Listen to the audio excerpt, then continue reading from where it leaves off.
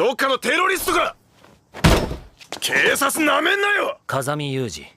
Halo semuanya, selamat datang di channel ini. Channelnya kaum rebahan, tapi masa depan cerah terarah. Kali ini ada sebuah kisah anime yang berjudul Gresaya no Kajutsu, menceritakan Yuji Kazumi yang merupakan seorang siswa pindahan berasal dari Akademi Mihama. Ia menginginkan kehidupan dalam sekolahnya yang biasa saja, namun tampaknya keinginan sederhananya ia tak akan mudah ia capai. Pasalnya, akademi itu hanya terdiri dari seorang kepala sekolah serta 5 siswa lain yang seluruhnya merupakan perempuan. Diceritakan kalau masing-masing dari karakter itu mempunyai pengalaman traumatis tersendiri. Wah, bagaimana tuh? Yuk kita tonton alurnya sampai tuntas. Sekian diperlihatkan MC kita di anime ini bernama Yuji Kazumi, dan ia adalah tentara khusus agen pemerintah Jepang yang memiliki masa lalu kelam. Karena bosan menjalani hidup sebagai pasukan khusus, ia meminta si bos mengirimnya ke sekolah umum untuk menjalankan kehidupan normal. Tampak seorang polisi menginterogasi Kazumi. Polisi merasa curiga dengan barang bawaan Kazumi. Lantas, Kazumi mengaku ia hanyalah seorang pelajar biasa. どっかのテロリストか。警察なめんなよ。風見裕二。 Akan tetapi si polisi malah menggebrak meja, tak satupun orang mempercayai Kazumi. Mendadak kepolisian gempar karena inspektur membebaskan Kazumi. Malah inspektur meminta maaf kepada Kazumi karena telah mencurigainya. Setelahnya, Kazumi menuju mobil Tachibana, dan ia merupakan kepala sekolah Akademi Mihama.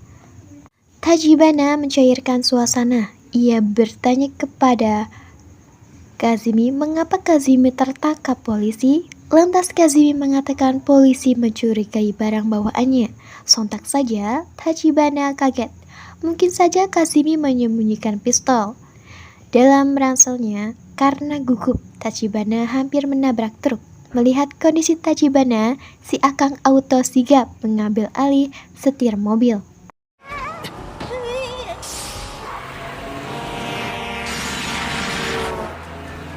Tak lama sampailah di Akademi Mihama. Melihat situasi sekolah, Kazumi kebingungan. Lantas ia bertanya kepada Tachibana mengapa sekolah Mihama seperti tak berpenghuni. Lalu Tachibana menjelaskan meskipun Akademi Mihama sangat megah, namun hanya memiliki 5 orang murid. Mereka berlima adalah seorang wanita yang memiliki masing-masing permasalahan hidup. Sama seperti Kazumi, mereka juga menginginkan kehidupan normal. Ketika sampai, Kazumi bertemu dengan ketua kelas bernama Sachi Komine. Ia merupakan murid kelas 1 di akademi. Melihat pakaiannya Sachi, Kazumi terkejut. Ternyata ia seorang siswi. Lantas Sachi menjelaskan ia seorang ketua kelas yang selalu membantu guru. Mendengar ucapan Sachi, Kazumi auto paham. Setelahnya Kazumi beristirahat di kamarnya. Sebelum tidur, Kazumi mandi air panas untuk merilekskan tubuhnya. Esoknya Kazumi menjalani kehidupan barunya. Setelah bangun, Kazumi bergegas jogging. Kembali dari jogging, ia sarapan lalu membersihkan dirinya. Lantas Amane muncul. Ia menyadari kehadiran Kazumi. Lalu Amane memperkenalkan dirinya serta meminta Makina berkenalan dengan Kazumi. Kemudian mereka mengenal satu sama lain. Di kesempatan itu, Kazumi bergegas menuju kelas. Sewaktu tiba, Kazumi dibuat kaget melihat gadis aneh. Gadis itu bernama Michiru. Ia berkepribadian lucu dan mengemaskan. Tingkah konyolnya membuat Kazumi terheran. Michiru sangat malu sebab baru kali ini ada murid laki-laki. Si Eneng auto gugup karena salah tingkah. Michiru mengoceh hal tak penting. Kazumi menyapa Michiru seperti gadis lainnya. Tak lama muncul keempat gadis menyapa Kazumi. Mereka mengobrol santai sambil menunggu pelajaran dimulai. Kemudian Tachibana masuk kelas. Ia bertanya mengapa Yumi belum hadir. Lantas Michiru dan kawan-kawan menjawab Yumi selalu muncul pada sore hari. Selanjutnya istirahat tiba. Kazumi serta Sachi berjalan santai menelusuri sekolah.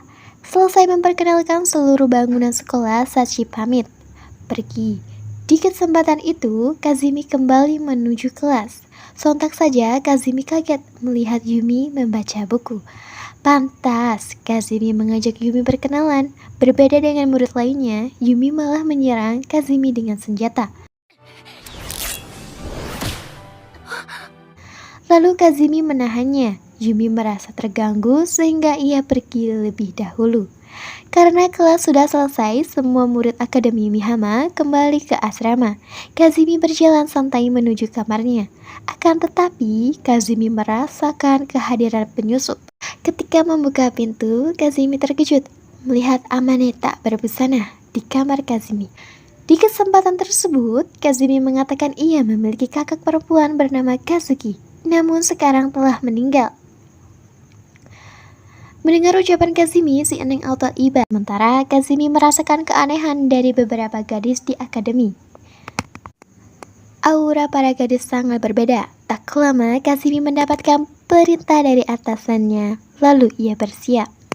Selanjutnya, di pagi hari yang cerah, Kazumi menuju kelasnya, akan tetapi mendadak Yumi menyerangnya dengan senjata.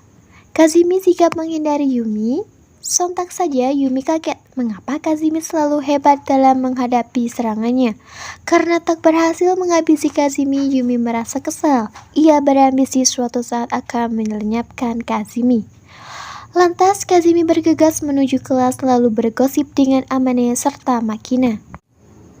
Kazumi kurkol tentang kegilaan Yumi. Mendengar cerita Kazumi, dua cewek gemoy kasihan terhadap Kazumi padahal si Akang hanya murid baru, tetapi mendapatkan musibah penyerangan.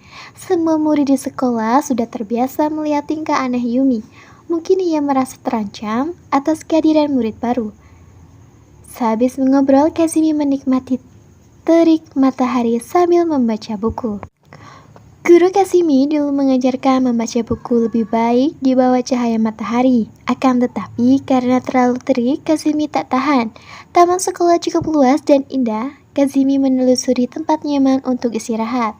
Namun di bawah pohon ia melihat Makina tergeletak. Dengan sigap Kazumi memeriksa keadaan Makina, lalu Kazumi lega karena Makina hendak ketiduran pulas. Kemudian Makina terbangun, ia menuju kolam ikan. Karena penasaran, Kazumi mengikutinya. Tampaklah Makina bersemangat memberi makan ikan. Sontak saja Kazumi terkejut. Mendadak si Eneng hampir nyusup di kolam. Kazumi menarik seragam Makina, lalu si Eneng berterima kasih kepada sang hero. Alhasil, Kazumi mengajari Makina. Si Eneng terkagum-kagum melihat kehebatan Kazumi. Lantas, Kazumi menceritakan ia sering melakukan eksperimen udang bersama gurunya. Kazumi menginfokan apabila udang berwarna merah, cerah bertanda si udang mendapatkan banyak jatah makanan. Sementara udang berwarna kebiruan tercipta karena makanannya tidak mengandung zat karotena. Makina semakin bangga dengan kehebatan Kazumi. Setelah puas berbagai ilmu bersama Makina, si MC memutuskan kembali ke asrama. Sebelum berpisah, Makina memberi apel untuk makan siang Kazumi. Sementara Yumi jengkel memperhatikan kedekatan Makina dan Kazumi. Di kesempatan itu, Kazumi menahan serangan Yumi. Sampai si Eneng kelelahan, tak satupun serangan berhasil mengenai Kazumi. Tak lama, Michiru dan kawan-kawan muncul menertawakan Yumi dan Kazumi. Mereka berdua terlihat mengemaskan karena selalu gagal menyerang Kazumi. Yumi mengingat momen sewaktu dirinya mengunjungi kepala sekolah. Lantas Yumi mengeluarkan segala keluh kesahnya. Yumi merasa terancam akan kehadiran Kazumi. Si Eneng takut kehadiran lelaki di sekolah khusus putri bertampak buruk bagi para siswi. Mendengar kerisauan muridnya, Tachibana menerangkan Kazumi sangat baik. Jadi tidak mungkin melakukan hal-hal tak senonoh kepada para gadis. Karena Tachibana membiarkan Kazumi terus berkeliaran, Yumi memutuskan melenyapkan Kazumi. Awalnya Tachibana juga ingin mengirim Kazumi pada sekolah lain, akan tetapi latar belakang Kazumi hanya dapat diterima oleh sekolah Tachibana. Masing-masing memiliki rahasia besar di kehidupannya. Selesai mengobrol dengan Tachibana, Kazumi berpamitan. Esoknya Kazumi dan kawan-kawan berjalan santai menuju sekolah. Sontak saja, Amane kaget melihat seorang gadis berambut panjang di depan gerbang. Wanita itu memanggil Kazumi. Menyadari kemunculan, Kazumi auto lari.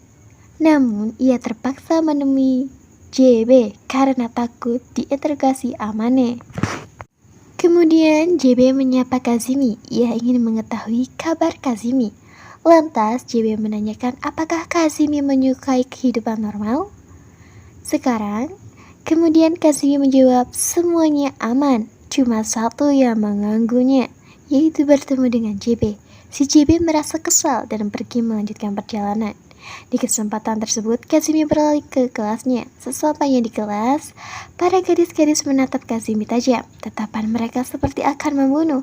Lalu Amane to the point, mengatakan siapa sebenarnya cewek berambut panjang tadi. Mungkinkah wanita itu adalah wanita simpanan Kazumi? Kemudian Kazumi menjelaskan JB hanya atasannya di tempat kerja.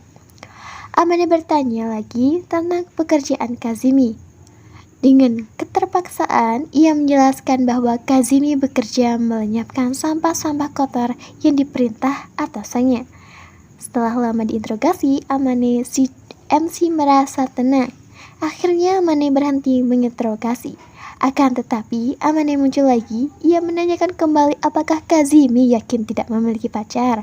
Sementara Yumi dari bangkunya menguping perkataan Kazumi. Tak lama waktu pulang sekolah tiba, keenam murid kembali ke asrama. Tanpa sengaja di asrama Kazumi bertemu dengan Yumi. Kemudian Kazumi sok akrab menyapa Yumi. Si Akang hanya ingin menjalani pertemanan bersama Yumi, akan tetapi Yumi menolaknya. Ia menyerang Kazumi. Sebab Yumi jengkel, Kazumi sok akrab memanggil nama depannya. Lantas Kazumi berhentikan serangan Yumi. Lalu mereka berdua masuk ke kamar masing-masing. Sekian selanjutnya diperlihatkan Amane berusaha membobol pintu kamar Kazumi. Si Neng sudah tak sabar ingin masuk ke dalam. Sementara sedari tadi Kazumi memperhatikan Amane. Kazumi mencurigai Amane akan membunuhnya. Setelah pintu terbuka, Amane langsung masuk loncat ke kasur Kazumi. Ia sangat antusias mencium aroma kamar Kazumi. Melihat hal konyol yang dilakukan si Neng, Kazumi berhenti mencurigainya. Setelah jelas Amane tak berniat membunuhnya, Amane hanya seorang gadis nakal. Ia membobol kamar orang untuk imajinasi liarnya. Di kesempatan itu, Kazumi masuk ke kamar lalu minum air kulkas. Menyadari kehadiran Kazumi, si Neng sangat malu, sehingga Amane bergegas meninggalkan Kazumi. Masing-masing murid sedang bersiap menuju sekolah. Lalu Amane menghubungi Sachi. Mendengar jawaban Sachi, Amane kaget. Ternyata si polos Sachi berada di tengah kota. Demi membeli pesanan susu Makina, Sachi rela berkunjung ke kota. Amane terduduk lemas, padahal awalnya Makina hanya meminta susu enak pilihan Sachi. Bukan berarti Makina meminta susu terenak di Jepang. Lalu Kazumi tertawa melihat kebodohan semua wanita di kelas. Kazumi mengatakan semua murid Akademi Mihama tidak normal. Mendengar ucapan Kazumi, Yumi menegaskan tidak hanya Amane dan kawan-kawan yang gila, Kazumi juga termasuk dalam kelompok mereka. Lalu istirahat makan siang tiba. Alhasil, Kazumi merelekskan pikirannya membaca buku di bawah terik matahari. Sontak saja, Kazumi kaget mendengar gerasa kerusuk di balik pohon. Dengan sigap, Kazumi memeriksa ternyata Michiru sedang bermain bersama kucing. Sejak kemarin Michiru terganggu karena diikuti kucing, lantas Michiru menanyakan cara mengusir kucing. Lalu Kazumi menginfokan cara mengusir kucing yang baik dan benar. Namun setelah berjam-jam kucing itu masih mengikuti Michiru. Mendadak si kucing pergi sendiri setelah mencium aroma ikan dari kantin sekolah. Selesai mengurus kucing, dua sejoli menuju kelas. Di perjalanan, Sachi muncul. Ia ingin memberi kado untuk Kazumi. Melihat tas pinggang yang dipakai Michiru, Sachi memiliki ide. Lantas, Sachi mengatakan sepertinya tas pinggang sangat cocok untuk Kazumi. Karena kurang tidur, Kazumi berada pada mode tidur. Kazumi menjawab asal semua pertanyaan dari Sachi. Lalu Sachi sangat senang setelah mengetahui selera modis Kazumi. Tanpa mencerna perkataan Sachi, si MC hanya mengiyakan ucapan si Neng. Di kesempatan itu, Sachi sigap membuat tas pinggang hiu. Tak lama, Kazumi menyadari kebodohannya. Sekarang ia kebingungan bagaimana cara menghentikan Sachi. Bagaimana mungkin Sachi seharian memakai tas pinggang seperti seorang wanita. Kazumi mengulur waktu supaya Sachi sedikit lebih lama menyelesaikan tas pinggang hiu. Lantas Kazumi meminta Sachi mengubah pola tas pinggang hiu menjadi anjing hutan. Mendengar ucapan Kazumi, si Eneng Alta menyelesaikan buatannya. Sontak saja, Kazumi terkejut saat si menyelesaikan pekerjaannya dengan cepat. Tak lama Makina menghampiri mereka. Di kesempatan itu, Michiru memancing Makina. Ia menunjukkan manik-matik indah pada tas pinggang anjing buatan Sachi. Awalnya Makina biasa saja, akan tetapi Michiru meyakinkan bahwa tas tersebut sangat cocok untuk Makina. Kemudian tas pinggang berbentuk anjing hutan diberikan kepada Makina. Setelahnya Makina berterima kasih pada Sachi, lalu mereka pergi. Tinggallah Michiru beserta Kazumi.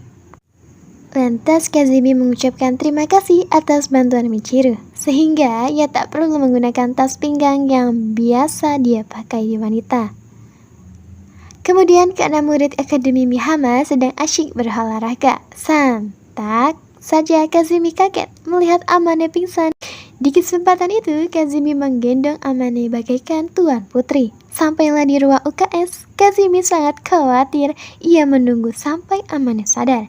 Tak lama, Amane sadar lalu ia sangat bahagia. Diperdulikan oleh sang pujaan hati, lantas Amane sudah tak tahan menahan perasaannya. Amane to the point mengutarakan rasa cintanya. Ia berharap Kazumi menjadi pacarnya. Akan tetapi masih terlalu awal bagi Kazumi, jadi ia menolak secara halus. Meskipun tak diakui menjadi pacar, Amane meminta Kazumi mengizinkannya berperan sebagai kakak Kazumi. Mendengar ucapan Amane, si Akang pasrah. Esoknya Amane mulai memperlakukan Kazumi seperti bocil, menyiapkan makanan siang, mengganggu Kazumi di setiap aktivitas layaknya seorang kakak. Selanjutnya, Amane dan Makina bergantian menyuapi Kazami. Mereka memperlakukan Kazami bagaikan bocil. Sebenarnya Kazumi merasa risih, namun ia sudah lama tak mendapatkan kasih sayang dari almarhumah sang guru. Makanya Kazumi sedikit menerima Amane. Sekian selanjutnya, tampak Michiru termenung sambil memandang laut. Dari kejauhan Kazumi memandang Michiru karena penasaran. Kazumi menghampiri si Eneng, lantas Kazumi menanyakan alasan Michiru menyadari menatap laut. Michiru mengatakan ia sangat suka menikmati keindahan laut, sebab jika melihat lautan dirinya akan melupakan masalah hidupnya. Seakan masalah yang dialami Michiru terbawa arus laut, Kazumi menyahut bukannya Michiru hanya ingin mengunjungi kucing liar. Sontak saja Michiru kaget mendadak si kucing menempel pada tubuhnya. Michiru mengatakan kucing itu hanya kebetulan lewat. Sebenarnya Michiru jengkel karena Kazumi selalu mengetahui kelemahannya. Kemudian Kazumi duduk bersama Michiru di atas rumput. Mereka menikmati keindahan laut sambil memandangi langit sore. Lalu Kazumi menemani si kucing liar dengan nama Romeo. Sontak saja Michiru kaget. Kazumi seenaknya memberi nama asal-asalan. Michiru keceplosan menyebut kucing liar dengan nama Empus. Si Akang selalu tahu tentang kebohongan Michiru. Kemudian sambil melihat langit, Michiru mengatakan ia sangat suka laut namun takut dengan langit. Setelahnya Michiru menanyakan hal aneh pada Kazumi. Selama ini Michiru penasaran apakah yang terjadi dengan manusia setelah mati. Lantas Kazumi mengatakan manusia hanya tertidur dan tak akan pernah bangun kembali. Mendengar ucapan Kazumi, si Eneng berpesan ketika Michiru mati, ia ingin makamnya berada di tepi laut. Sontak saja Kazumi kaget, apakah Michiru berencana mati dalam waktu dekat? Selesai mengobrol, kedua insan kembali ke asrama. Ketika sampai mereka bersantai melakukan kegiatan masing-masing, melihat Michiru bertingkah konyol, Kazami mengingat momen di laut. Kazumi khawatir sebenarnya apa yang disembunyikan Michiru. Malamnya Kazumi dan kawan-kawan mengobrol soal keadaan Michiru. Para gadis bercerita Michiru seperti memiliki kepribadian ganda. Terkadang Michiru berubah menjadi dirinya yang berbeda. Mendengar cerita para gadis, Kazumi mengingat kejadian aneh ketika bersama Michiru. Setelahnya mereka kembali ke kamar masing-masing. Sontak saja Kazumi kaget mendadak mati listrik. Dari luar kamar terdengar suara jeritan. Dengan sigap Kazumi keluar, ternyata di luar Yumi ketakutan karena mati listrik. Tiba-tiba muncul sosok berperilaku seperti hantu. Lalu Kazumi mengajak Yumi sembunyi. Mereka melihat gerak-gerik aneh Michiru. Keadaan sudah tenang, Yumi dan Kazumi kembali ke kamar. Esoknya, Kazumi mengikuti Michiru, sebab dari pagi si Eneng bertingkah aneh. Kemudian Kazumi melihat Michiru terduduk dekat air mancur. Tampak Michiru sedang kesakitan, lantas Kazumi mencoba menenangkan Michiru. Namun Michiru malah mengusir Kazumi lalu pergi. Karena khawatir Kazumi mengejar Michiru, ia menuju tempat favorit Michiru. Tak lama, Kazumi menghampiri Michiru. Si Akang sangat yakin Michiru berada di laut. Langsung saja Kazumi bertanya keadaan si Eneng. Lantas Michiru menjawab, ketus pertanyaan Kazumi. Lalu Kazumi terheran melihat sikap aneh Michiru. Kepribadian Michiru berubah menjadi dingin dan menyeramkan. Karena merasa Michiru sangat aneh dan Kazumi meninggalkannya. Sontak saja Kazumi kaget Michiru menghentikannya. Michiru bertanya satu hal pada Kazumi. Ia menanyakan apakah Kazumi memiliki pacar. Kazumi bingung mengapa Michiru menanyakan hal aneh. Lantas Michiru menjawab ia hanya penasaran bagaimana rasanya berpacaran. Kazumi menerangkan meskipun ia tak punya pacar, tapi dirinya paham cara berpacaran. Simpel saja, orang berpacaran biasanya berciuman. Di kesempatan itu Michiru mencium Kazami. Tak lama ia kembali seperti biasanya. Michiru asli kembali lagi. Namun ia kaget mengapa dirinya sangat dekat dengan Kazumi. Menyadari kedekatan mereka, Kazumi auto kabur. Sebelumnya Kazumi melihat kucing itu tertabrak di mobil. Sontak saja Kazumi kaget melihat Michiru muncul. Di kesempatan itu mereka memanggil taksi bergegas membawa Romeo pergi. Akan tetapi di tengah jalannya si kucing tak terselamatkan. Michiru menangis terseduh-seduh, kucing kesayangannya mati.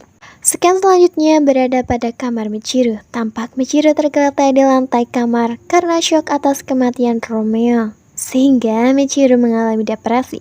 Sontak saja Kazumi terkejut melihat kondisi Michiru. Ia memanggil Tachibana ke asrama mereka. Setelah pemeriksaan ternyata Kazumi meminum obat antizolam untuk menenangkan diri sementara. Lantas Tachibana mengomeli Kazumi. Padahal hanya masalah kecil, tapi Kazami sampai memanggilnya. Setelah kondisi Michiru lebih baik, Tachibana pamit pulang lalu Kazumi kembali ke kamarnya.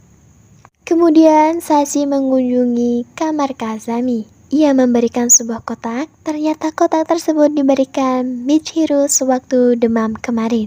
Mendengar ucapan Sashi, Kazami langsung mengambil alih tanggung jawab menjaga kotak itu. Alhasil, Kazami berusaha membuka kotak milik Michiru. Sontak saja ia kaget. Isi kotak itu berupa buku diari. Di kesempatan tersebut, Kazami langsung membacanya, lalu bergegas menuju kamar Michiru. Di sana Kazami menanyakan keberadaan Michiru asli. Lantas Michiru menjelaskan dirinya sudah tenggelam di lautan kegelapan. Faktanya, dulu Michiru menerima canggokan jantung orang lain. Sekarang yang mengendalikan tubuh Michiru adalah jantung canggokan. Michiru mengalami depresi karena sahabatnya bunuh diri. Setelah hari, Michiru asli meminta agar secepatnya diberi kematian. Sebab sahabat tercintanya sudah meninggalkannya. Mendengar ucapan Michiru KW, Kazami langsung mencekiknya. Sebab Kazami akan menuruti perintah Michiru asli untuk dikirim ke akhirat. Kazami memeriksa Michiru KW meminum antizolam agar Michiru asli muncul. Ketika Michiru asli hadir, Kazami menanyakan apakah Michiru memang menginginkan kematian. Lantas Michiru memohon agar Kazami membiarkan dirinya mati. Tak lama, Kazami membawa Michiru ke laut. Ia akan mengubur hidup-hidup Michiru. Sebelum pergi, Kazami mengatakan dirinya telah menyelesaikan permintaan Michiru untuk menguburkan si Eneng dekat laut. Lantas Michiru mengingat momen sewaktu sahabatnya bunuh diri. Suatu hari Michiru melihat seorang gadis mencoba bunuh diri dan ia loncat dari atap sekolah. Lalu Michiru menghentikannya, dirinya mengajak gadis itu berkenalan. Kemudian si gadis tertawa. Bisa-bisanya dalam kondisi seperti ini, Michiru mengajaknya berkenalan. Setelah mengenal cucu, dunia Michiru berubah menjadi indah. Setiap hari Michiru bermain dengan cucu. Mereka menghabiskan waktu bersama sampai pada akhirnya cucu mengalami depresi lagi. Akhirnya cucu memutuskan bunuh diri. Melihat kematian sahabatnya, jantung Michiru melemah dan ia dilarikan ke rumah sakit. Ternyata jantungnya harus diganti dengan jantung cengkokan. Kemudian Michiru meminta jantung cengkokan mengambil alih tubuhnya. Kemudian ke masa sekarang, setelahnya Michiru ketakutan. Ia berusaha keluar dari peti, namun tak satu pun orang menolongnya. Dalam ketakutan, Michiru menyadari ia tak perlu mengikuti sahabatnya karena alam mereka sudah berbeda. Meskipun sangat menyayangi cucu, Michiru harus menjalani kehidupan normal dirinya karena hujan petir sedikit lebih mudah terbuka. Michiru berusaha keluar dari liang lahat, akan tetapi tenaganya melemah. Di kesempatan tersebut, Kazami muncul menarik tangan Michiru. 3 hari lalu, Kazami mengubur hidup-hidup Michiru dengan alasan agar Michiru merasa ketakutan. Ternyata benar, umpan Kazami berhasil mencuci pikiran kotor Michiru. Sebab bunuh diri tidak akan menyelesaikan apapun. Setelahnya, Kazami menggendong Michiru ke asrama. Di perjalanan Michiru, KW meminta Kazami mengantarkannya ke tempat sang ibu. Si jantung cengkokan sebelum mati memiliki kenangan indah bersama sang ibu. Esoknya Kazami meminjam transportasi kepada JB. Namun selanjutnya Kazami harus bekerja lebih giat lagi. Sampailah mereka di rumah ibu. Di kesempatan tersebut Kazami bersama Michiru asli kembali ke asrama. Kazami mengira si jantung cengkokan meninggalkan diri Michiru, namun ternyata ia malah hidup berdampingan dengan Michiru. Alhasil, Michiru, KW, dan yang asli berkolaborasi menjadi Michiru kece. Michiru menjalani kehidupan normalnya kembali bersama jantung cengkokan. Selanjutnya, dikisahkan kejadian beberapa tahun lalu, tampak teman Yumi menyebarkan rahasia Yumi. Lantas, Molly menceritakan kepada murid lain tentang fakta tersembunyi Yumi. Molly mengatakan Yumi adalah anak yang terbuang. Yumi juga dibesarkan secara terpisah, namun karena kakak lelaki Yumi dari selingkuhan ayahnya meninggal, terpaksa ayahnya mengambil Yumi kembali. Sementara sedari tadi Yumi memperhatikan Molly karena emosi Yumi menyerang Molly dengan alat tajam. Sontak saja teman lainnya kaget melihat Molly tergeletak berlumuran darah. Kembali ke masa sekarang, di sisi lain, JB sedang berdiskusi dengan ayah Yumi. Lantas ayah Yumi meminta JB agar si Yumi bekerja pada perusahaan kereta api milik ayahnya. Lalu JB memberikan perintah pada Kazami untuk melakukan perintah dari ayah Yumi. Esoknya, sewaktu Yumi pergi, Kazami mengikutinya. Sampailah mereka di bawah jembatan. Di sana Yumi melukis pemandangan alam. Ketika bersiap untuk pulang, mendadak muncul para bandit. Kazami menolong Yumi. Lantas, Yumi ketakutan, ia memeluk Kazami. Di kesempatan itu Yumi menceritakan masa lalunya. Suatu hari ketika Yumi lahir, ayahnya mengusir ibu karena melahirkan seorang perempuan. Setelahnya, ibu Yumi sakit-sakitan. Akhirnya nenek kakek Yumi mengirim ibu Yumi ke rumah sakit. Alhasil, Yumi menjaga sang ibu. Akan tetapi ibunya mengatakan andai saja Yumi terlahir menjadi seorang lelaki, pasti ibunya tak mengalami kesialan ini. Mendengar ucapan ibunya, Yumi menangis lalu pergi. Yumi tak pernah kembali, sementara di sekolah ia selalu digunjing oleh temannya. Sehingga Yumi merasa jengkel lalu menyerang temannya dengan pisau. Setelah kejadian penyerangan, Yumi tidak pernah mempunyai teman. Hidupnya terasingkan. Tak lama ibunya mengalami depresi setelahnya meninggal. Beberapa bulan kemudian, anak laki-laki dari selingkuhan ayahnya juga meninggal. Makanya ayah Yumi memungut kembali Yumi untuk melanjutkan bisnisnya. Sementara keadaan asrama menjadi tegang sebab rencana ayah Yumi diganggu oleh Kazami. Sehingga ia memaksa Kazami keluar dari Akademi Mihama. Sontak saja Tachibana kaget. Mengapa seperti itu? Lantas jika Tachibana hanya diam saja, ayah Yumi akan membawa Yumi ke luar negeri. Kemudian Tachibana memanggil Yumi. Di kesempatan tersebut Tachibana mengatakan Yumi akan dipindahkan ke luar negeri. Namun Yumi menolak mentah-mentah, akan tetapi Tachibana menegaskan semisal Yumi memberontak, terpaksa Kazami keluar dari akademi. Semuanya adalah kehendak ayah Yumi. Tachibana hanya bisa pasrah. Mendengar ucapan Tachibana, Yumi ngambek dengan mengurung diri. Kemudian ayahnya menjemput Yumi, namun Yumi menolak dan ia menembak sang ayah. Lalu Yumi melenyapkan dirinya menggunakan bom. Esoknya Yumi dimakamkan oleh sang ayah. Di sana ayah Yumi menangis. Tak lama Kazami menghampiri ayah Yumi. Kazami mengucapkan terima kasih karena beliau membiarkan Akademi Mihama tetap terbuka atau dibuka. Lantas ia mengatakan dalam surat wasiat Yumi, ia meminta agar Akademi Mihama tidak diganggu-gugat. Setelah ayahnya pergi, Yumi muncul. Ternyata kematian Yumi adalah settingan untuk mengelabui ayah Yumi. Tak lama Kazami dan Yumi kembali ke panti. Di kesempatan itu, JB mengobrol dengan Kazami. JB kurkol soal kerugian yang dihadapi dalam skenario kematian Yumi. Semua sudah diatur JB serta Kazami. Ketika penembakan ayah Yumi, sebenarnya Yumi menggunakan pistol palsu. Kazami mengambil alih penyerangan, kemudian JB pamit pula. Lalu Kazami pergi bersama Yumi. Kazami menemani Yumi melukis pemandangan. Kazami mengatakan sekarang Yumi terlihat lebih fresh dari biasanya. Sewaktu dulu Yumi tak mempesona seperti sekarang. Mendengar ucapan Kazami, Yumi auto salting. Lantas mereka tertawa bersama. Sekian selanjutnya berada di halaman depan asrama. Tampak Sachi sedang bersenandung sambil menyapu. Sontak saja ia kaget. Mendadak Michiru muncul lalu mengajak Sachi berangkat sekolah. Lantas Sachi menerangkan bahwa hari ini adalah hari Minggu dan sekarang sudah pukul 10 pagi. Setelah menyadari kekonyolan dirinya, Michiru pamit tidur kembali. Sementara Kazami dan Amane sedang asyik menonton TV. Lantas Makina baru bangun tidur. Ketika turun tangga, Makina melihat Sachi termenung lalu ia mengajak Sachi nonton bareng Kazami. Sambil menonton mereka membahas tentang berita dari TV. Reporter menyampaikan anak zaman sekarang sangat membangkang, bahkan berendam sambil menghitung saja tidak mampu. Apakah zaman sekarang pendidikan semakin merosot? Mendengar ucapan reporter, Makina mengatakan supaya terlihat hebat para wanita harus berendam sambil berhitung lebih dari 10.000. Tak lama Sachi melakukan apa yang dikatakan Makina.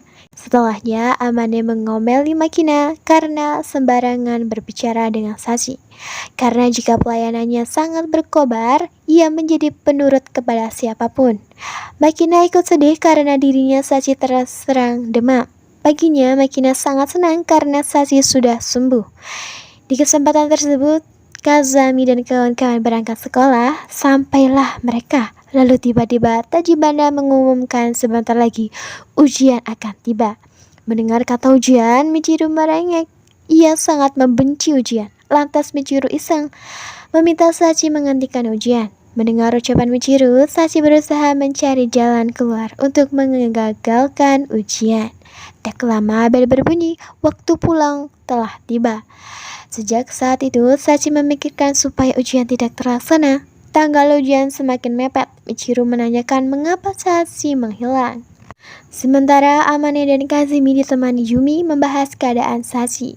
Amane mengatakan mengapa Michiru sangat ceroboh, meminta hal aneh pada Sachi. Lantas Kazumi berkata, harusnya Sachi bisa membedakan hal serius dengan candaan. Akan tetapi nasi sudah menjadi bubur.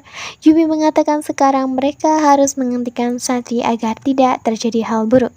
Kemudian Kazumi mengatakan semua masalah akan diselesaikannya. Selesai berbincang, mereka kembali ke kamar masing-masing. Di kesempatan tersebut, Yumi mendekati Kazami. Ia berkata harus waspada terhadap Sachi. Takutnya ia mengagalkan ujian dengan cara berbahaya. Namun Kazami mengatakan dirinya akan menyelamatkan Sachi serta teman lainnya. Di sisi lain, Sachi menyiapkan bom untuk meledakkan sekolah sebelum menekan bom Michiru dan kawan-kawan muncul. Sebelumnya, Kazami meminta Michiru dan kawan-kawan berkumpul di kelas, makanya mereka terkejut ketika sampai Kazami tidak ada. Sontak saja Sachi kaget, ia menyuruh Michiru dan lainnya pergi. Karena mereka tak kunjung pergi, Sachi memeluk bom supaya hanya dirinya yang meledak. Akan tetapi ia terkejut mengapa bomnya tak berfungsi. Kemudian Kazami muncul lalu menyuruh Michiru dan lainnya kembali ke asrama. Di kesempatan itu Kazami menceritakan ia sudah mengetahui Sachi adalah teman kecilnya. Kazami mencari info tentang Sachi dan ia bertemu dengan paman Sachi. Namun pamannya memberitahu ayah dan ibunya Sachi kecelakaan. Sontak saja Sachi kaget, ternyata Kazami sudah menyadari ia adalah teman kecil si MC. Sachi menceritakan sebab ayah ibunya kecelakaan. Suatu hari Sachi sangat murung, kedua orang tuanya terlalu sibuk sehingga dirinya kesepian. Lalu ia bertemu dengan Kazami. Tak lama mereka menjadi akrab. Namun setelah hari itu Kazami menghilang, Sachi kembali kesepian. Ketika Sachi berulang tahun ke-10, orang tuanya mengambil cuti, lalu mengajak Sachi bermain sepuasnya, akan tetapi Sachi jengkel. Mengapa baru sekarang orang tuanya peduli? Lantas saja pergi ke taman, namun ia menyadari terlalu kasar dengan orang tuanya. Kemudian ayah dan ibunya memanggil Sachi. Di kesempatan tersebut Sachi berlari menuju orang tuanya. Ayah ibunya sudah tidak sabar ingin memeluk Sachi. Mereka tak melihat ada truk yang melaju, alhasil mereka tertabrak truk. Ayah Sachi meninggoy dan ibunya koma. Kondisi mengenaskan itu membuat Sachi syok. Ia berjanji pada dirinya untuk menjadi anak penurut. Itulah sebabnya mengapa Sachi menurut pada semua orang, lalu mereka kembali ke asrama.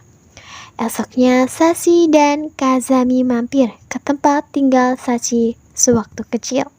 Kemarin paman Sachi menitipkan kunci rumah lama Sachi kepada Kazami. Tak berlama-lama, Kazami membuka pintu gudang rumah Sachi. Sontak saja, Sachi kaget, ternyata orang tuanya meninggalkan surat untuknya. Di sana tertulis ayah ibunya mengucapkan selamat ulang tahun, lalu mengatakan mereka bangga memiliki anak seperti Sachi. Selesai dengan suasana mengharukan, Kazami mengajak Sachi pulang. Di perjalanan, Sachi terlihat galau, lantas ia meminta Kazami memeluknya. Dengan senang hati, Kazami memeluk Sachi. Makina Irichu memberikan cek bernilai 70 juta yen kepada Kazami. Makina membeli Kazami untuk dijadikan papanya. Sontak saja Kazami kaget mengapa si bocil bertingkah konyol, akan tetapi Kazami menerimanya karena ia ingin menyelidiki tentang Makina. Selesai bernegosiasi, ayah dan anaknya kembali ke asrama. Di kesempatan itu, Kazami mengumumkan bahwa sekarang Makina adalah anaknya. Mendengar pengakuan Kazami, semua orang tertawa, namun keputusan sudah bulat. Mereka hanya pasrah. Esoknya, Kazami menanyakan soal keluarga Makina Irichu pada JB. Lantas JB mengatakan ibu Makina adalah seorang berpengaruh pada organisasi mereka. Mendengar hal itu, Kazami semakin tertarik mengetahui tentang Makina. Lalu ia menuju ruang kepala sekolah untuk mencari info. Di sana, Tachibana menjelaskan tentang kepala keluarga Irichu adalah ibu Makina. Ibunya berperan penting terhadap penyebaran korupsi. Di kesempatan itu, ayah Makina melapor pada Bin. Namun, setelahnya beliau meninggal. Kemudian Makina Irichu mengidap penyakit afasia. Makanya status pewaris diberikan kepada adik Makina. Sekarang Makina tidak berhak atas keluarga Irichu. Setelah mendapat banyak info, Kazami kembali ke asrama. Esoknya Kazami mengajari Makina tentang cara bertahan hidup. Kazami banyak menghabiskan waktu dengan Makina demi mengajari Makina kuat. Tak lama, liburan musim panas telah tiba. Masing-masing memiliki tujuan liburan, sementara Kazami mengajak Makina mengunjungi makam gurunya di Gunung Yamanashi. Kazami menganggap gurunya seperti ibunya sendiri karena dari kecil sudah diasuh oleh Asako. Tak lama mereka sampai di makam Asako lalu berdoa. Setelah seharian menghabiskan waktu bersama Makina, kelelahan lalu ia tertidur. Sementara Kazami menanyakan keadaan asrama dengan Sachi. Lantas ia juga mengabari JB tentang keberadaan Makina di Gunung Yamanashi. Esoknya Makina membeli sarapan pagi, akan tetapi di tengah jalan ia melihat Sarina sang adik. Meskipun papa mereka berbeda, namun Makina menyayanginya. Sarina mengambil alih sebagai pewaris keluarga, namun Sarina tidak mengetahui keberadaan Makina. Sarina pikir ia hanyalah anak tunggal. Tak lama mobil yang dinaiki Sarina meledak. Sontak saja Makina kaget lalu pingsan. Kemudian Kazami membawanya kembali ke asrama. Sekarang keadaan Makina sudah membaik. Di kesempatan itu Kazami menuju markas karena ada panggilan dari JB. Ternyata JB menginfokan Makina adalah target pembunuhan organisasi mereka. Sontak saja Kazami kaget mendengar berita buruk dari JB. Selanjutnya Kazami membawa Makina pergi untuk melarikan diri. Lantas di tengah jalan Kazami melihat mobil JB. Di kesempatan itu ia menanyakan soal keluarga Makina. Lalu JB menjelaskan bahwa rumor mengenai kasus penyembuhan penyakit Makina memperburuk kondisi keluarga Irichu. Sebab mobil Sarina diledakkan untuk mengertakkan Makina. Setelahnya, semangat para pendukung Makina meningkatkan. Kemudian JB mengatakan Makina mempunyai ingatan kuat. Makina mampu mengingat semua isi file korupsi keluarga Irichu. Ketika insiden ledakan, Makina menghubungi Kyoka. Makina mengatakan jika sang ibu membahayakan Sarina, ia akan membeberkan file korupsi kepada media. Lalu mereka memutuskan melenyapkan Makina karena selama Makina hidup kasus ini tidak akan selesai. Karena sudah mengumpulkan informasi cukup, Kazami kembali bersama Makina. Mereka pergi ke tempat yang jauh untuk bersembunyi. Akan tetapi JB dan anggotanya harus tetap menjalankan tugas untuk membunuh Makina. Mereka menemukan akses Kazami berada di sekitar pegunungan Kosashi.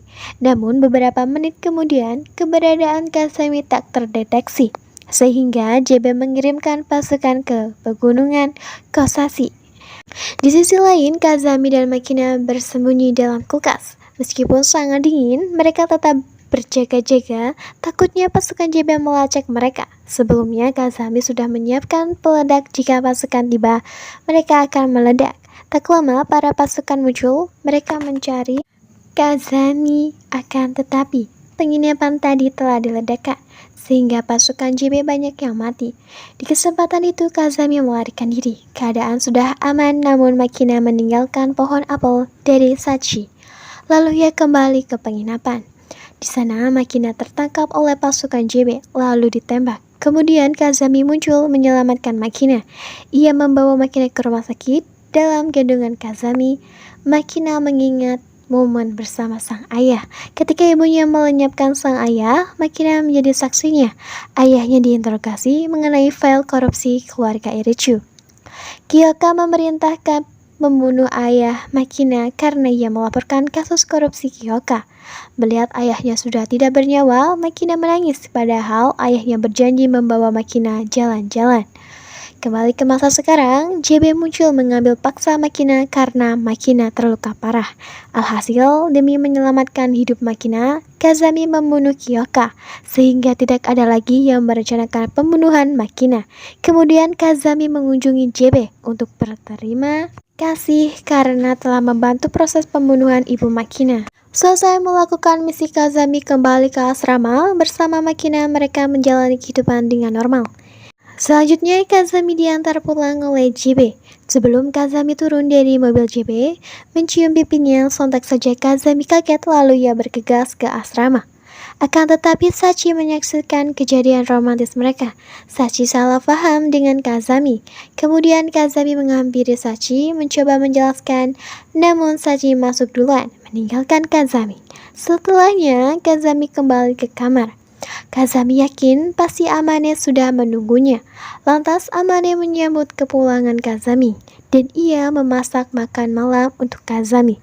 Selesai masak, Amane menyuruh Kazami makan. Ketika Kazami makan, Amane mendapat pesan dari Sachi. Sontak saja Amane terkejut melihat foto kiriman Sachi. Ternyata waktu memergoki JB mencium Kazami, Sachi memotretnya. Menyadari kejengkelan Amane, Kazami menjelaskan JB hanya sekedar menggodanya. Lantas, Amane senang Kazami berusaha menjelaskan padanya. Dengan santainya, Amane memancing Kazami. Di kesempatan itu, Kazami auto memanfaatkan situasi. Kazami mencium Amane supaya si Eneng kapok. Akan tetapi, Amane malah kesenangan. Di kesempatan tersebut, Kazami menanyakan alasan Amane menyukainya.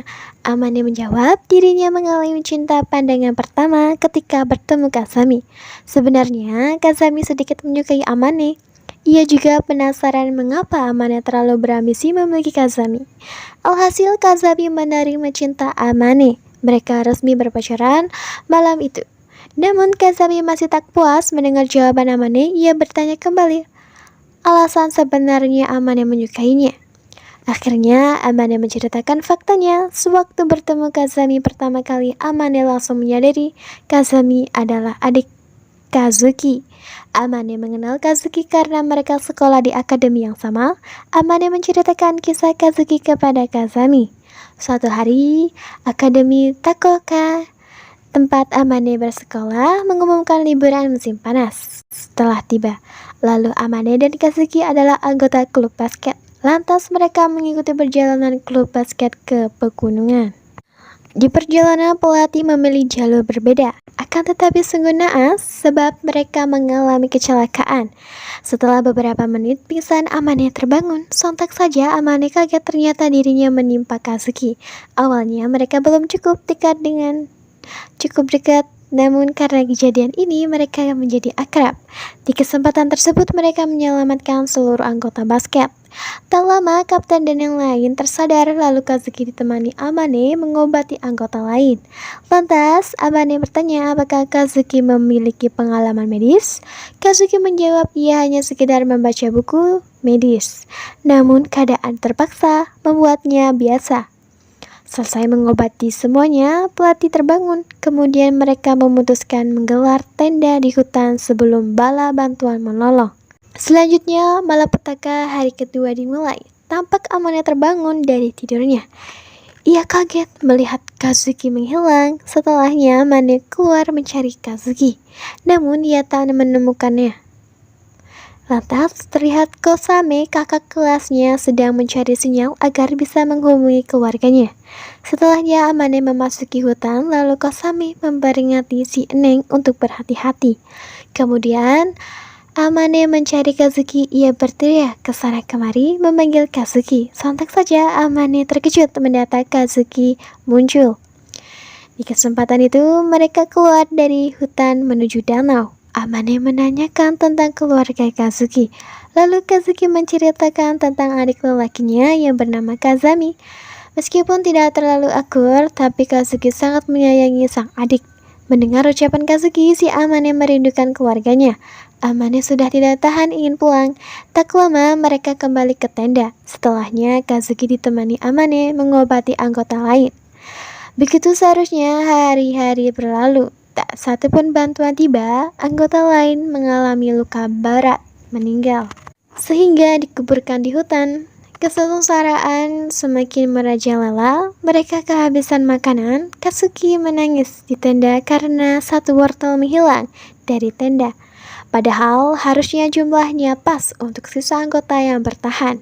Mendengar kepanikan Kazuki, kemudian Kazuki mengkali wortelnya supaya pas untuk anggota. Kazuki memotong beberapa bagian wortel lalu menyusunnya menjadi 10 bagian. Alhasil ke-10 orang bisa masing-masing memiliki jatah wortel. Meskipun sudah memberi sinyal bantuan, namun sampai sekarang mereka belum menerima bantuan. Pak pelatih memutuskan mencari bantuan. Ia membawa sebagian persediaan makanan, akan tetapi setelah beberapa hari ia tak berkunjung kembali. Para siswi mengalami kesengsaraan. Salah satu siswi yang mengalami patah kaki, ia digips dengan kayu. Alhasil ia tidak mau makan apapun supaya tidak buang air. Sebab kalau buang air, teman-teman akan kerepotan, kakinya sudah mati rasa, tak mampu berjalan. Sementara si Mokoru, ia terpaksa membagi jatah makanannya untuk anjing peliharanya, karena anjingnya hampir mati kelaparan. Sudah hari ke-11, namun mereka masih terkurung di hutan. Alhasil, anjing Mokoru meninggal akibat busung lapar. Setelah memberi penghormatan terakhir pada mayat anjing itu, Kazuki menyarankan agar anjing Mokoru menjadi santapan makanan mereka. Awalnya Mokoru tak rela, namun mau bagaimana lagi? Semua teman-teman membutuhkan makanan. Akhirnya Kazuki menyembelihnya lalu memanggangnya. Meskipun hanya mendapat potongan kecil, Kazuki dan kawan-kawan melahap dengan rakus daging anjing itu. Malapetaka selanjutnya kembali terjadi. Tampak Pak Pelatih kembali ke hutan. Sepertinya ia tidak berhasil mencari bantuan. Setelahnya Pak Pelatih bersama Saka memasak daging rusa yang mereka tangkap. Selesai masak, mereka membagikannya kepada murid lain. Semuanya makan dengan lahap, kecuali Kazuki dan Amane. Lantas Amane memberikan sup rusa pada Kazuki, akan tetapi Kazuki menolaknya sebab ia tidak ingin keracunan memakan daging dengan asal. Lalu Amane menurut, ia membuang sup daging, namun salah seorang murid mengambilnya.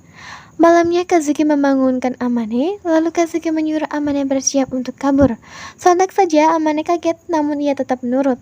Tak lama mereka sampai di hutan, Kazuki berpesan agar Amane jangan berisik. Setelahnya Kazuki membawa Amane melihat sesuatu. Amane terkejut melihat Pelatih dan Saka sedang melakukan aksinya. Kemudian Amane melihat sekeliling, ternyata mayat-mayat temannya tidak dikuburkan. Ternyata selama ini Pelatih memasak mayat. Lalu Amane tak sengaja bersuara sehingga Pelatih mengejarnya. Kazuki mengatakan agar Amane tidak mempercayai teman-teman lain sebab mereka semua saling membunuh.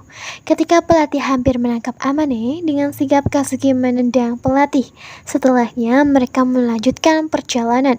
Akan tetapi teman lainnya muncul, mengepung Kazuki dan Amane. Di kesempatan itu, Kazuki menyuruh Amane pergi meninggalkannya, sebab Kazuki akan menjadi umpan agar Amane bisa melarikan diri. Awalnya Amane menolak, namun Kazuki terus memaksanya. Sebelumnya Kazuki memberikan peta petunjuk dari lari dari hutan. Kazuki juga memberikan sedikit makanan pada Amane. Lantas Amane menangis, ia melihat Kazuki menjerit. Sepertinya teman lainnya menyiksa Kazuki. Amane tidak akan menyia-nyiakan pengorbanan Kazuki. Lalu Amane terus berlari sampai menemukan keajaiban. Tak lama Amane sampai ke hutan, kemudian Amane kembali ke kota. Akan tetapi di sekolah Amane malah dikucilkan karena hanya Amane yang berhasil selamat. Teman sekelasnya merasa curiga, alhasil hidup Amane tidak pernah damai. Dirinya dihantui rasa bersalah. Kembali ke masa sekarang, Amane sangat malu menceritakannya kepada Kazami. Lalu Amane meminta Kazami membunuhnya karena meninggalkan Kazuki. Di kesempatan itu Kazami mengatakan untuk menembus dosa Amane, harus tetap berada di sisinya. Setelahnya Kazami mengatakan ia tak yakin orang sekuat Kazuki mati. Lantas Amane mengajak Kazuki kembali ke hutan untuk mencari Kazuki. Menurut Amane, jika bersama Kazami dirinya pasti aman. Kemudian mereka bergegas pergi. Selanjutnya, ketika di perjalanan, mereka bertemu dengan seorang pria. Entah mengapa pria itu menyapa duo Sujoli. Kemudian mereka melanjutkan perjalanan sampai mereka di hutan. Di sana Amane menemukan petunjuk-petunjuk kecil yang dibuat Kazuki. Lantas Amane melihat tanda pada sebuah batu. Lalu Amane meminta Kazaki menggali tanah dekat batu tersebut. Setelahnya Amane menemukan surat. Kemudian Amane membaca surat dari Kazuki. Amane menangis membaca isi suratnya. Kazuki menitipkan Kazami kepada Amane. Suatu saat nanti Kazuki yakin akan bertemu dengan Amane. Sontak saja Amane kaget, sepertinya Kazuki masih hidup. Tak lama mereka memutuskan untuk pulang. Di perjalanan ayah Saka menelepon Amane. Tuan Sakta tidak terima mengapa hanya Amane yang hidup sementara anaknya mati di hutan. Sakta menyadari Michiru dan kawan-kawan mendengar hal itu, Kazami bergegas menuju sekolah. Di sisi lain, Sakata menyita HP Michiru dan kawan-kawan. Hanya HP Sachi yang tersisa. Sakata mengatakan dirinya sangat dendam pada Amane karena Amane hidup tenang bersama teman-teman barunya. Sementara Sakha harus mati di hutan atas keegoisan Amane. Sekian beralih pada Amane dan Kazami yang baru tiba di sekolah. Sebelumnya, Kazami sudah meminta JB mengirim bantuan ke sekolah. JB dan anggota organisasi lain mencoba untuk menyelamatkan Michiru dan kawan-kawan. Namun kondisinya sangat sulit sebab Sakta menutup tirai kelas. Sakta juga menggunakan senjata api. Tanpa basa-basi, Kazami mengatakan dirinya akan menembak Sakta dari ujung menara. Meskipun jarak 10 meter, namun JB mempercayai Kazami.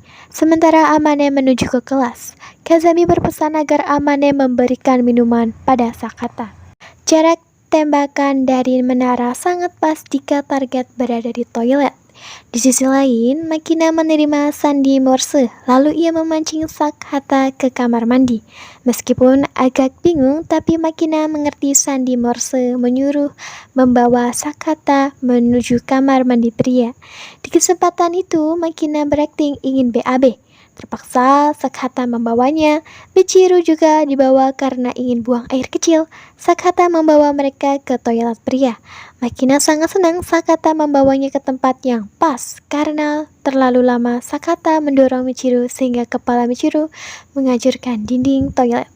Makina tersenyum sinis. Sekarang mereka berhasil membuat tanda agar penembak dengan mudah membidik sasaran. Setelahnya mereka kembali tak lama. Amane muncul, ia memberikan minuman kepada Sakta. Lantas, Sakta meminumnya. Kemudian, Sakta melancarkan aksinya. Melihat kecantikan Amane, ia tergiur, lalu membawa Amane ke toilet. Sebelum memulai aksinya, Sakta buang air kecil karena target sudah pas pada sasaran. Kazami menembak ke arah target, alhasil Sakta terluka. Di kesempatan itu, Amane mengambil senjata Sakta. Amane menolong Michiru dan kawan-kawan, kemudian misi penyelamatan selesai, semuanya dalam keadaan aman. Alhasil, sang MC telah memberantas aksi si Saiko yang sangat nekat. Dan ceritanya pun berakhir sampai di sini, end to end. Kualitas animasi sekilas tidak terlalu bermasalah, meski entah mengapa dalam seri ini sengaja ditampilkan black bar yang cukup mengganggu. Bayangkan berapa banyak detail vertikal yang hilang akibat keputusan yang sebenarnya tidak terlalu diperlukan. Fate atau Zero bisa memberikan kesan bioskop Trans TV tanpa perlu penampilan bar hitam dalam episodenya. Lalu penonton harus melupakan humor pada ceritanya karena setelah 3 episode pertama akan sangat langka waktu selingan yang tidak membuat kalian tersenyum. Kadar fanservice yang hanya tampak sesekali dan bisa ditoleransi.